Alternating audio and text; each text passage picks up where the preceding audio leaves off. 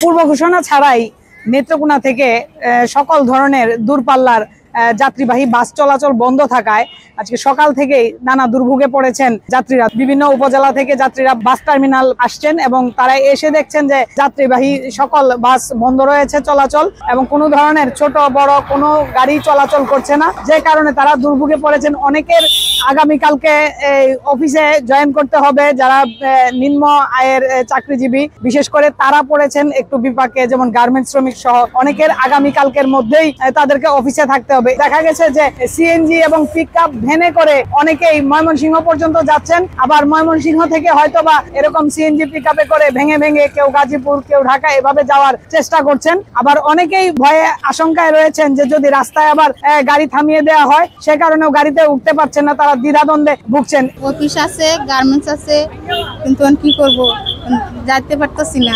আজকে না বুঝতে পারলে আমরা কালকে চাকরি দেখতো না, কারণ বর্তমানে পরিস্থিতি খুবই খারাপ। জয়না মাওনা 200 করে নিতেছি, আর এছাড়া তো শুধুমাত্র সিএনজি চলতেছে।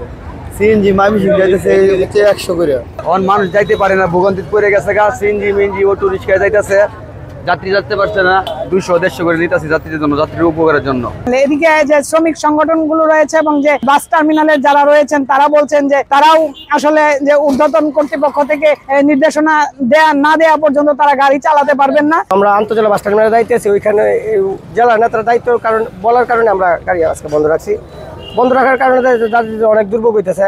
সিএনজি পিকআপ এগুলো কিন্তু জেলার নির্দেশ না দেওয়া পর্যন্ত আমরা গাড়ি এখান থেকে ছাড়তে পারতেছি না। এর আলোচনা না হওয়া পর্যন্ত আশা করি গাড়িটা চলবে না, আমাদের গাড়িগুলো চলবে না।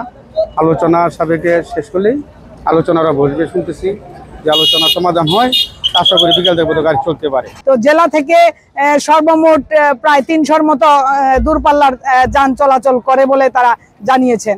আলপনা বেগম, সময় সংবাদ, নেত্রকোনা।